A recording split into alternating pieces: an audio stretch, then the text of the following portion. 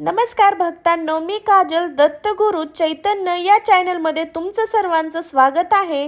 आणि मंडळी, आजचा हा व्हिडिओ शेवटपर्यंत नक्की पहा, कारण मी आज सांगणार आहे 3 जुलै शुक्रवारी आषाढ महिन्यातील संकष्टी चतुर्थीचा एक विशेष उपाय, जो अनेक भक्त श्रद्धेने करतात। विशेष म्हणजे हा उपाय आईने आपल्या मुलाच्या उज्ज्वल भविष्यासाठी करण्याची परंपरा काही ठिकाणी मानली जाते। हो मंडळी, जर तुमच्या मुलांच्या आयुष्यात वारंवार अडथळे येत असतील, नोकरी मिळण्यात उशीर होत असेल, कष्ट करूनही अपेक्षित फळ मिळत असेल, अभ्यासात मन लागत नसेल किंवा घरात सतत चिंता आणि तणावाचे वातावरण येत असेल, तर आजचा हा व्हिडिओ तुमच्यासाठी महत्त्वाचा ठरू शकतो। पण एक गोष्ट लक्षात ठेवा, हा उपाय श्रद्धा आणि भक्तिभावाने केला जातो। श्रद्धेनुसार गणरायाची कृपा लाभते असे मानले जाते।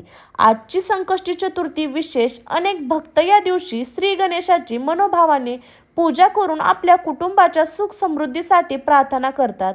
अशी श्रद्धा आहे की विघ्नहर्ता गणपती बाप्पाच्या भक्तांना प्रामाणिक प्रार्थना ऐकते आणि जीवनातील अडथळे दूर करण्याची शक्ती देतो। आणि आज मी तुम्हाला सांगणार आहे 15 लवंगाचा एक साधा पण श्रद्धेने केला जाणारा उपाय। हा उपाय करण्यासाठी मोठा खर्च नाही, कठीण पूजा नाही, भक्ती, श्रद्धा, विश्वास आणि गणरायावर अढळ भक्ती असणे आवश्यक आहे। एक विनंती, जर तुम्ही श्री गणेशाचे खरे भक्त असाल तर कमेंटमध्ये एकदा नक्की श्री गणेशाय नमः नक्की लिहा मंडळी। आणि व्हिडिओला लाईक करून आपल्या कुटुंबातील प्रत्येक आईपर्यंत हा व्हिडिओ पोहोचवा। कदाचित हा उपाय त्यांच्या मनाला श्रद्धा आणि आशेचा आदर देईल। मंडळी, अनेकदा आपण म्हणतो की मी खूप मेहनत करते पण यश मिळत नाही। अशा वेळी श्रद्धा आपल्याला मानसिक बळ देते। गणरायाची उपासना आपल्याला धैर्य, संयम, सकारात्मक विचारांची प्रेरणा देते। म्हणून संकष्टी चतुर्थीला गणपतीची पूजा विशेष मानली जाते। आजच्या व्हिडिओमध्ये मी तुम्हाला सांगणार आहे हा 15 लवंगाचा उपाय नेमका कधी करायचा, कोणत्या मंत्रासह करायचा, कोणत्या गोष्टी टाळायच्या आणि शेवट अशी एक प्रार्थना सांगणार आहे जे अनेक भक्ती संकष्टीच्या दिवशी म्हणतात। म्हणून हा व्हिडिओ शेवटपर्यंत नक्की पहा, कारण शेवटचा भाग चुकवला तर उपायाची संपूर्ण माहिती अपूर्ण राहू शकते। चला तर मग श्री गणेशाचे स्मरण करून आजच्या या पवित्र उपासाची सुरुवात करूया।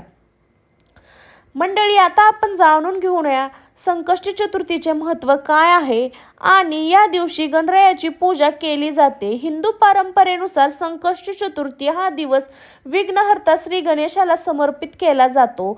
संकष्ट म्हणजे संकटापासून मुक्त मिळाली अशी प्रार्थना करण्याचा दिवस। अनेक भक्त या दिवशी उपासना, पूजा, जप आणि गणेश आराधना करतात। परंतु अनेकांना प्रश्न पडतो, जर उपासना करता आला नाही तर? जर अनेक ठिकाणी अशी श्रद्धा आहे की उपवास न जरी करता आला तर मनापासून श्री गणेशाची पूजा, नामस्मरण आणि प्रार्थना केली तर भक्ती स्वीकारली जाते। सर्वात महत्त्वाचा असतो तो भाव आणि श्रद्धा। आईचे मन आपल्या मुलांसाठी नेहमीच प्रार्थना करत असते। मुलांच्या शिक्षणात प्रगती व्हावी, चांगली नोकरी मिळावी, योग्य मार्ग मिळावा, आयुष्यातील अडथळे दूर व्हावे अशी प्रत्येक आईची इच्छा असते। याच भावनेतून काही भागात 15 लवंगाचा उपाय श्रद्धेने केला जातो अशी मान्यता आहे। लवंगाला भारतीय परंपरेत पूजेचं, सुगंध आणि पवित्रतेचं प्रतीक मानलं गेलं आहे, त्यामुळे अनेक पूजांमध्ये लवंगाचा समावेश केला जातो। पण एक गोष्ट स्पष्ट सांगते, हा उपाय म्हणजे कोणतीही जादू किंवा हमखास यश देणारा मार्ग नाही। अशी श्रद्धा आहे की भक्तिभावाने केलेली प्रार्थना मनाला सकारात्मकता देते। अशा देणे त्याचबरोबर यशासाठी मेहनत, योग्य निर्णय आणि सातत्य तितके आवश्यक असतं। म्हणून गणरायासमोर प्रार्थना करताना असे म्हणा, हे विघ्नहर्ता, हे गणराया, माझ्या मुलाला योग्य मार्ग दाखव, त्यांना चांगले विचार, मेहनत करण्याची शक्ती आणि योग्य संधी मिळू दे, त्यांच्या जीवनातील अडथळे दूर करण्याचे सामर्थ्य दे। अशी मान्यतापासून केलेली प्रार्थना अनेक भक्तांसाठी मानसिक बळाचा स्रोत ठरते।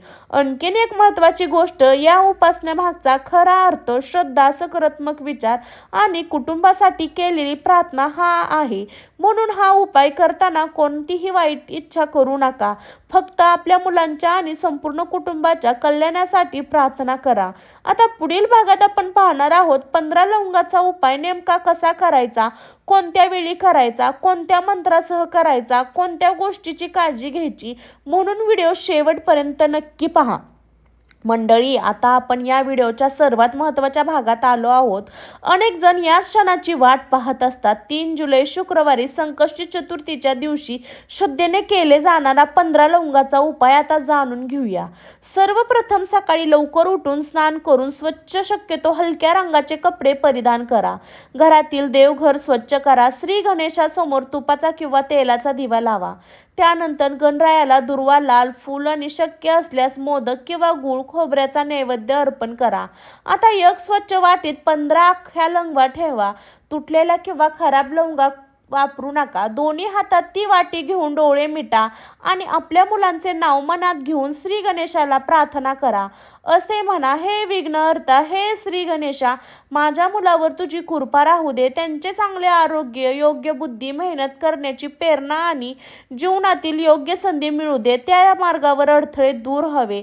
त्यानंतर श्रद्धेने खालील मंत्राचा 21 वेळा जप करा. ओम गण गणपते नमः. मंत्र जप पूर्ण झाल्यावर त्या 15 लवंगा श्री गणेशाच्या चरणी अर्पण करा आणि भक्ती परंपरेनुसार त्या पूजा संपेपर्यंत देवापाशी ठेवतात. नंतर प्रसादासह योग्य प्रकारे विसर्जित करतात किंवा पूजेत वापरतात. मंडळी, लक्षात ठेवा, हा उपायाचा खरा आधार लवंग नाही, तर तुमची श्रद्धा, प्रार्थना, सकारात्मक संकल्पना आहे.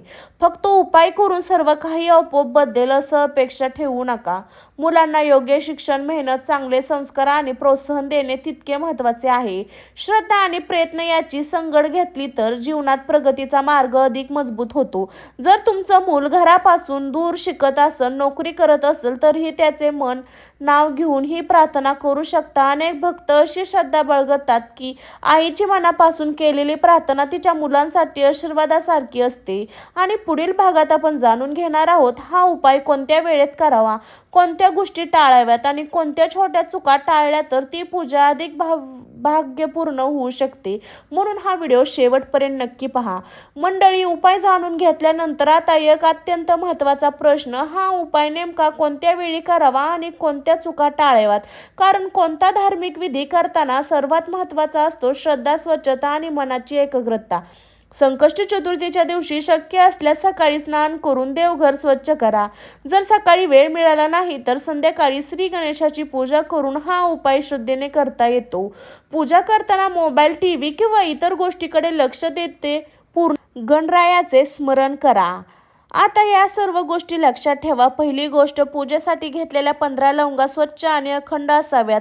तुटलेल्या किंवा खराब लवंगा वापरणे टाळा. दुसरी गोष्ट, हा उपाय करताना मनात राग, द्वेष किंवा कोणाच्याही वाईटाची भावना ठेवू नका. श्री गणेशाला फक्त आपल्या मुलांच्या आणि संपूर्ण कुटुंबाच्या सुख समृद्धीसाठी प्रार्थना करा. तिसरी गोष्ट, पूजा झाल्यानंतर श्री गणेशाचे आभार मानायला विसरू नका.